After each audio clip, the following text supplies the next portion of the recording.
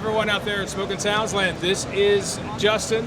We are here at Mayflower Cigars. Listen, this is totally organic.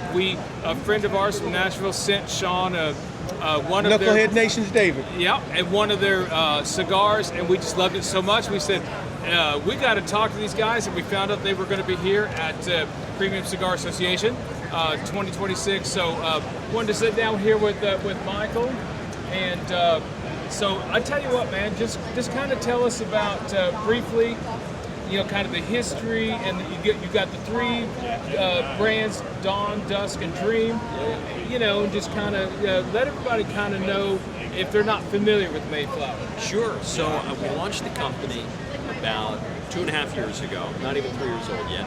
This is our second PCA, and the company is named Mayflower because despite my dark Sicilian appearance, which comes from my mother's side, on my father's side, some of my ancestors came on the Mayflower. And so I like the idea. The thing, there's a lot I love about cigars, but one thing I love about it is there's a big family aspect to it. There's the family at the cigar lounge, your kind of adopted family, and then a lot of cigars, there's a lot of heritage to the whole endeavor.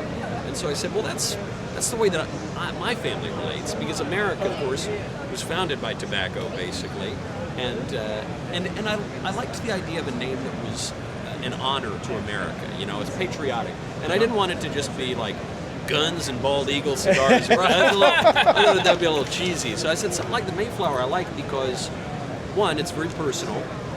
This is a very personal project for me. I've wanted to launch this company since I was 19. Smoked cigars since I was 15. Excellent. I missed out on 15 good years of smoking, but that's all right. Made up for it. And so I liked that angle to it because the Mayflower is kind of paradoxical in the sense that on the one hand, it sounds very elite. It's kind of like blue blood, old stock, very high class. But on the other hand, the guys who were on the Mayflower were misfits. I mean, they were weirdos, they were kind of social outcasts. And I thought, that really speaks to America, where we don't have a rigid class system. Right. A guy can come from nothing, become top of the walk. A guy who's born with a silver spoon could fall down. It's a very dynamic country.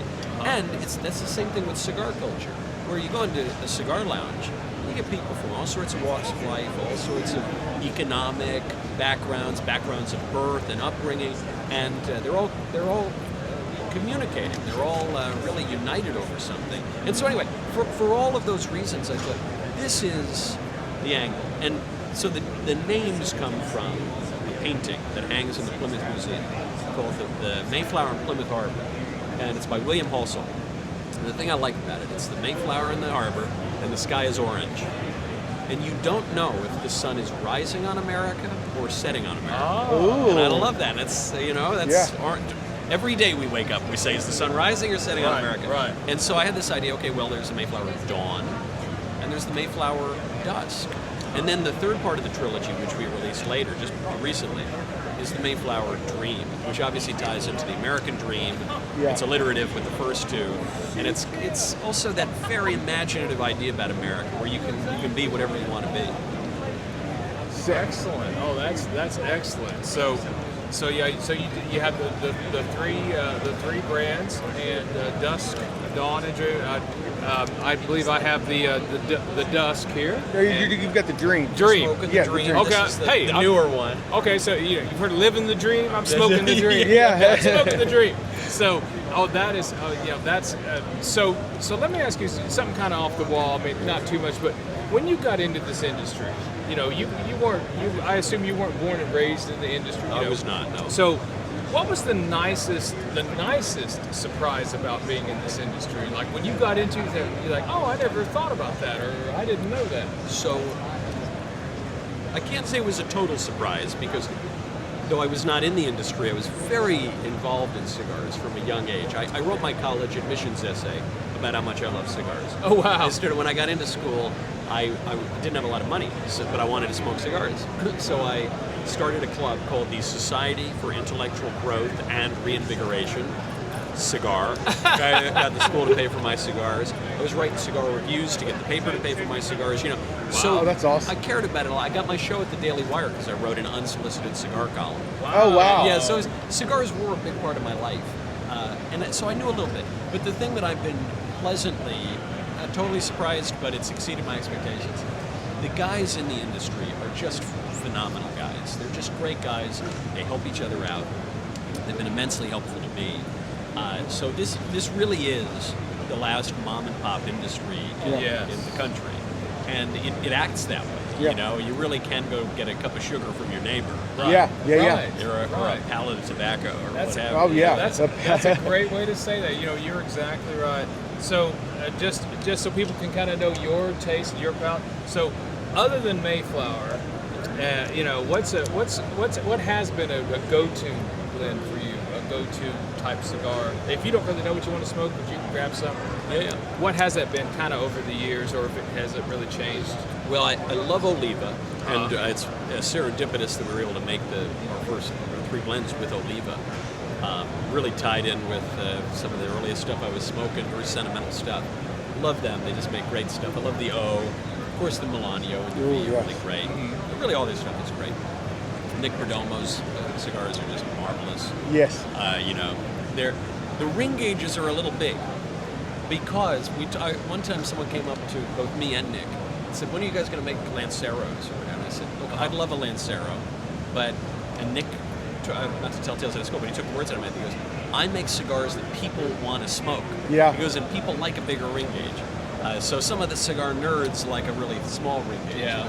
People want to smoke a bigger ring gauge. Right. And but Nick Perdomo's stuff is just magnificent. I love Nick Melillo's company, Foundation. Oh, So Foundation. Oh, good, yeah. That was actually Nick's cigar. It was a Tabernacle that I did a review on that got me my Daily Wire show. You know, that's my undisputed champion, the Tabernacle right there. Yeah, but really all this stuff is so good. Oh yeah. But it's really hard to nail it down because, you know, I go through these whole periods where I'm always trying to try out different cigars. And so I'll go through a few weeks where I'm just only smoking Plasencia. Yeah. Or I'll go through some kind of weirder cigars, San Pere, which very few shops have it. It's a pricey stick, but it's very, very good.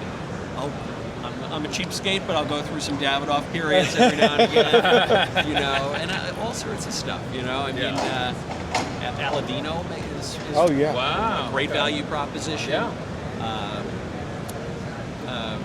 West Palm Cigars? West Tampa? West Tampa, I'm Yeah. sorry. West Tampa. Yes. West Tampa Great Red. Oh, yeah. That's the one That's we San love. Andreas. I was smoking the West Tampa Red for probably a week straight or Yeah. more last I believe year. it. Yeah, it was, so, you know, look, there's a lot of great stuff to go around. And the thing that I love about my father-in-law asked me this. He said, "Michael, are cigars like cigarettes?" I said, "No." No. But he said, no, let me finish. He said, "Are cigars like cigarettes in that people have a brand loyalty and that's all they smoke?" I said, "No. People do have brand loyalty. Yeah. There's a Mayflower smoker is going to have boxes of Mayflower in their unit. But there's going to be other stuff. Yeah. There's others, you know, it's not, you want to see what's going on, you want to see what's kind of new, this is an organic crop, so some years different types of tobacco are going to yield better than others. Yeah. And so I said, no, it's really nice. And for me, I consider it a job requirement. I have to be smoking everybody else's stuff because I need to figure out, one, where's the industry going? Yeah. And two, where are palettes going? You know, Yeah. be different. You think about what was being produced in the 90s, much more mild cigars. Yeah. Compared to, you know, in the 20-teens there, everyone just wanted to get punched in the face Yeah. with strength and body. Yeah. Now I actually think it's kind of come back the other way a little bit. Yeah, Yeah. the milder stuff, the amount has definitely kind of, you've seen a resurgence in Yeah, that. Yeah, exactly. So, do you get a chance to try any of the other Nashville, like Crowned Heads, Olive Families? Crowned Head Yeah, stuff is yeah, great. yeah. You know, that's another one. That's a real cigar smoker's cigar. Yeah. Where it's a good value proposition. With Mayflower, this was a big question early on because some people around our company said we should charge $25 a stick, $30 a stick. Yeah. And in their defense, the reason they said it is we would have gotten it. We could have done it. I would have not sold one fewer cigar had I charged $25 or $30 a stick. But I had this thought, which was, look, if I reduce my profit margin a little bit, but I put this at an accessible price point, some of our sticks you can get for $10 a stick, or even a little less with box discount, 15 somewhere in there. I said, if I give this an accessible price, if I don't grab for the money I know I could get, I'm actually fulfilling what I want out of cigars, even as a consumer, which is I want this to be an attainable luxury, something that's accessible, where you can really thrive in the cigar culture and sustain that long term. Yeah. And I totally stand by that decision. That's awesome. I love hearing that. So a couple more questions, and we'll kind of wrap up here. So what's your favorite pairing? Like, you like a cigar and coffee, cigar and bourbon, cigar and scotch? I mean, what do you typically kind of go for when you kind of pair up? My typical go-to, I'm not thinking about it, Johnny Black. Ooh. Johnny Black, really? Because I know all the Scotch guys are going to say, blended, why? Yeah, come on. No. You're going to need single. But the reason I say Johnny Black is it goes with anything. So when I'm not thinking about it, it's blended, it's balanced, it's always the same. It kind of goes with anything. But if we start drilling down into what about with this cigar? What about like with this cigar, with the Mayflower Dream? I would actually pair it with port, probably. I think port or some kind of fortified wine, it really, I think would complement this very well. Kind of contrast between the notes you're getting from this, this Maduro. Yeah. So, okay, excellent. So, all right. So now, as I always ask a lot of people, kind of doing these interviews with. So, what can you tell us? What's in the future for Mayflower? What can we look forward to? Say later this year, early next year, that kind of thing. We're going to have a major release soon. Okay. That's kind of all I can tell you about. But the hint I'll give you, we've been working on this for over a year, and it is the 250th anniversary of the country. Yep. So we felt we should celebrate that in some way. Yeah. That's all I can say. Yeah. For now. Okay. Now we've got more stuff in the works for the end of the year, and some things that I've been working on for almost 2 years now. But the regulatory environment, the kind of upending of the tariffs and have made parts of this industry a little difficult over the past year. Now I think we're finally past that hurdle. So I'm very excited because some of the things that I've been working on for more than a year now can finally see the light of day coming later on this year. So a question I just wanted to ask you is, so how often do you get to go to now, are these in Nicaragua, Dominican? These three blends are rolled in Nicaragua. Okay. And how often do you get to go over and kind of be hands in on Well, I'll tell you a little funny story. A little bit of I don't know that I've really talked about this publicly, but I was supposed to get down to the factory, and I was at the airport. They scanned my passport. They said, "Sir, we'll be right back." Go to the back room. This is about 4:30 in the morning, and they come back out. It's a nice lady. Says, "Sir, I've never seen this before, but you are not permitted in the country." And speaking of political difficulties, I'm a cigar salesman, but on the side I do political media. Yeah. And I guess something I said irritated somebody in the government there, so I had to put that trip on pause for a moment. I ended up then blending from a distance. Okay. But I'm looking forward to getting down to Esteli as soon as possible. But that would be one step. Some people have been saying, what's the greatest challenge in the industry since we got started over a couple years ago? And I keep saying the government, by which I mostly mean the American government. But foreign governments have been a little tricky too. Yeah. Oh, that's great. So. Yeah. I imagine so. Well, again, hey, we appreciate your time, and we know that PCA's big and busy for you here, and you guys are really getting, and by the way, guys, if you ever, we just love this setup you got here. It kind of looks like a boat. Maybe Sean will kind of show you the kind of around here, the walls and everything. Yeah, I'll kind of pan around a little quick. Yeah. So again, man, Michael, it's been great, and we just love. Again, we just got a Mayflower in the mail from a listener, and we loved it so much. We said, if we can, we got to talk to this guy. That's all we knew about this cigar was, if we can, we got to talk to this guy. It's great. Well, I appreciate it. We have been so fortunate in this community that people have just welcomed us with open arms, and a lot of people in Nashville. So if I can make a recommendation, I was telling Taylor, Smokers Abbey in Nashville, Tennessee. I think Mayflower needs to be there. You're right. I don't know that we're in Smokers Abbey. I realized this. We were going around, because one of the big fights was, do we go to retail or not? We're making so much money online. But I said, we got to be in retail. That's the beating heart of the industry.